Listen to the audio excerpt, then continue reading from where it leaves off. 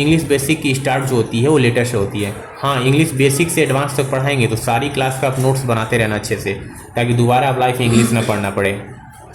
Letter की start होती है A to Z, यानी 26 लेटर होते हैं ABCD में। इनको दो भाग में बांटा गया है, वावेल्स और कॉन्सोनेंट। वावेल कितने होते हैं? 5, A E I O U। अगर ये 26 में 5 वावेल हो गए तो कॉन्सोनेंट कितने बचे? 21। ठीक है, अब देखिए इन लेटरों को मिलाने से बनता है वर्ड। जो 5 वावेल हुए और 21 कॉन्सोनेंट, थोड़ा इसके बारे में जान लेते हैं कि वावेल्स क्या होते हैं और कॉन्सोनेंट क्या होते हैं।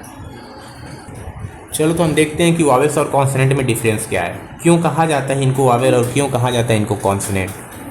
तो देखिए जो वावेल्स होते हैं ये दूसरे लेटर का हेल्प नहीं लेते, जबकि कॉन्सोनेंट दूसरे लेटर का हेल्प लेके बोले जाते हैं। जैसे बी को बोलने के लिए आपको B प्लस E करना पड़ेगा, B, C plus E, C, F A plus F, यानी ये किसी न किसी लेटर का हेल्प लेंगे।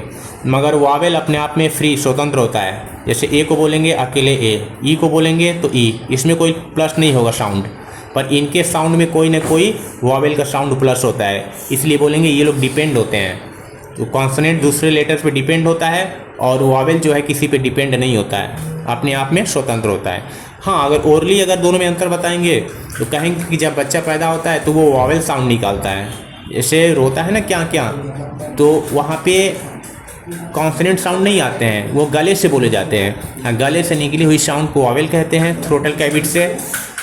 और जो लेटर को बोलने में जीभ, होठ, दांत ये सब हेल्प लिया जाता है, वो उसे कॉन्सोनेंट कहते हैं।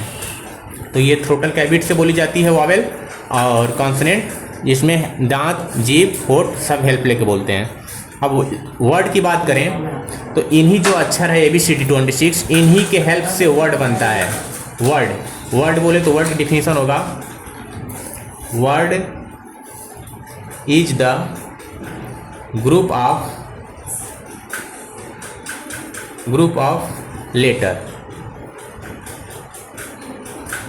लेटर्स। वर्ड है, वर्ड इज माने है, ग्रुप माने ग्रुप समूह, ऑफ माने का, लेटर माने लेटर का समूह है वर्ड क्या होता है? लेटरों का समूह होता है। सिर्फ लेटरों का समूह ही नहीं होना चाहिए, उसका कुछ सेंस भी निकलना चाहिए। नहीं तो अगर एग्जाम्पल की बात करें वर्ड की तो लिखोगे ATPK, तो 1 2 3 4 लेटर है ना, क्या इसका कोई अर्थ निकला? ATPK कुछ पढ़ाएगा नहीं, तो ये वर्ड नहीं है। सिर्फ ग्रुप ऑफ वर्ड होने से काम नहीं चलेगा। Word is the group of letter which, ये भी होना चाहिए कि विच माने जो, बीच में आए विच तो इसका अर्थ जो होता है, जो गिव सम सेंस, सम SENSE सेंस, जो कुछ सेंस दे। क्या दे? कुछ सेंस। जैसे APPLE 1 2 3 4 5 लेटर है और इसका सेंस भी निकल रहा है एप्पल, तो ये वर्ड है। ठीक हुआ? तो आप लोग वर्ड समझ गए कि word is the group of letter का ग्रुप होता है वर्ड, विच जो गिव देता है सम सेंस, कुछ अर्थ देता है। तो ये अर्थ निकला तो ये वर्ड हुआ और ये वर्ड नहीं हुआ।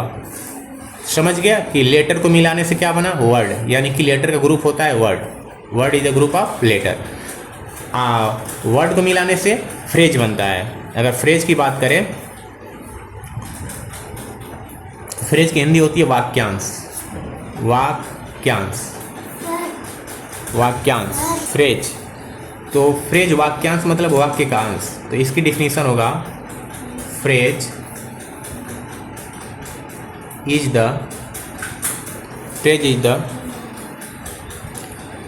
ग्रुप, ये किसका ग्रुप होगा? ये ग्रुप ऑफ लेटर नहीं होगा। वर्ड जो था वो लेटर का ग्रुप था, मगर फ्रेज जो है वो वर्ड का ग्रुप होगा। यानी कि बहुत सारे वर्ड मिलेंगे ऐसे छोटे छोटे तो फ्रेज बनेगा। तो phrase is the group of words which give some sense,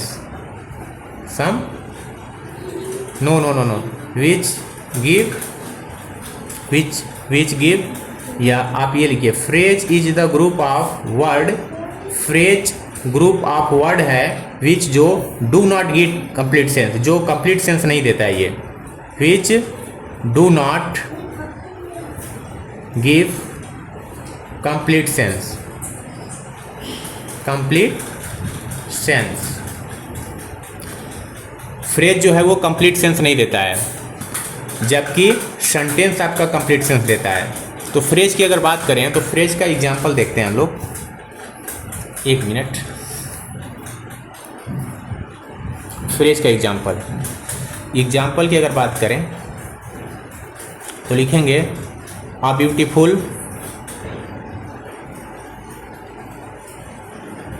beautiful girl.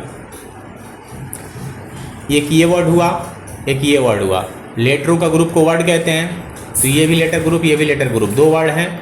अब ग्रुप के वर्ड के ग्रुप को फ्रेज कहते हैं। तो फ्रेज क्या है? ग्रुप ऑफ वर्ड है, मगर ये do not give complete sense, complete sense नहीं देता। ये do not give complete sense, जो कंप्लीट सेंस नहीं देता है। तो ये बताओ, a beautiful girl complete sense दिया? नहीं। ए ब्यूटीफुल गर्ल का एक सुंदर लड़की, क्या एक सुंदर लड़की गीत गा रही है, नहा रही है, खा रही है, खाना बना रही है, कुछ नहीं पता, तो कहेंगे ये कंप्लीट सेंस नहीं दे रहा है, क्या कर रही है। तो ग्रुप ऑफ वर्ड तो होता है, पर ये कंप्लीट सेंस नहीं देता है फ्रेज। मगर सेंटेंस जो है, SEN TENCE, सेंटेंस जो है ये भी ग्रुप ऑफ वर्ड होता है, मगर ये कंप्लीट सेंस देता है। जैसे इसकी डिफिनीशन लिखे तो फ्रेज में लिखे थे आप, phrase is the group of word, तो इसमें भी लिखेंगे sentence is the group of word. SEN TENC, sentence is the group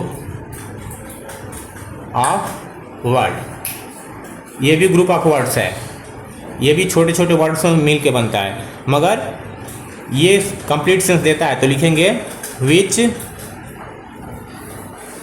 give complete sense, complete sense, ये कंप्लीट सेंस देता है। अगर इसी एग्जांपल बात करें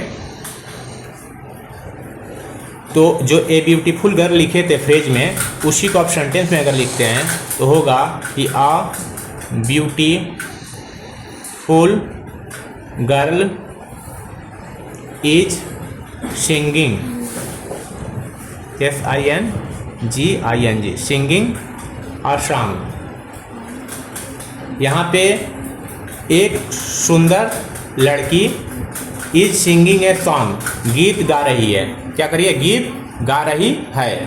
तो यहाँ एक सुंदर लड़की गीत गा रही है, तो यहाँ पूरा अर्थ निकल रहा है। तो सेंटेंस और फ्रेज में यही अंतर है। फ्रेज भी ग्रुप ऑफ वर्ड होता है, सेंटेंस भी ग्रुप ऑफ वर्ड होता है। दोनों में डिफरेंस यही है कि फ्रेज कंप्लीट सेंस नहीं देता है और सेंटेंस कंप्लीट सेंस देता है। तो आप जान गए कि फ्रेज और सेंटेंस में कोई खास अंतर नहीं है, बस ये कंप्लीट सेंस नहीं देता है। ग्रुप ऑफ वर्ड ये भी होता है और ये ग्रुप ऑफ वर्ड ये भी होता है, सेंटेंस भी, मगर ये कंप्लीट सेंस देता है। तो कल आप लोग इसको नोट्स बना के अच्छे से लर्न कर लेंगे। कल आपको हम पार्ट ऑफ स्पीच से स्टार्ट करेंगे, वहाँ से अपनी पहली क्लास स्टार्ट होगी। ठीक, ये था कुछ बेसिक बता दिए ताकि आपको आगे समझने में दिक्कत ना हो। हाँ, हर चैप्टर को आपको डीपली पढ़ना है ताकि दोबारा आप लाइफ में इंग्लिश ना पढ़ना पड़े। एक बार पढ़ो और अच्छे से पढ़ो, और आपको हम बिल्कुल बेसिक से एडवांस समझाएंगे, तो आप कोई भी टॉपिक छोड़ोगे नहीं, हर एक टॉपिक को अच्छे से लिखोगे। तो देखिए, इंग्लिश बेसिक क्लास आज पहले दिन की यहीं तक रही। सिर्फ लेटर के बारे में हम जाने हैं आज, और वर्ड्स क्या होते हैं, सेंटेंस क्या होते हैं। अब इनके टाइप्स को पढ़ा जाएगा कल पार्ट ऑफ स्पीच से एक एक करके। तो इतना आप लोग नोट्स बना लीजिएगा। और हाँ, आप लोग अच्छे से पढ़िएगा। अगर थोड़ी सी भी लापरवाही किए तो एग्जामिनर आपको फंसा देगा, ये जान लीजिए। एग्जामिनर आपको चाहे तो खूब अच्छे से फंसा दे, इसलिए आप इतनी अच्छे से पढ़ो कि कोई कितना भी टफ पेपर आए हमसे क्वेश्चन ना छूटे। ठीक है, ओके, धन्यवाद। डालेंगे।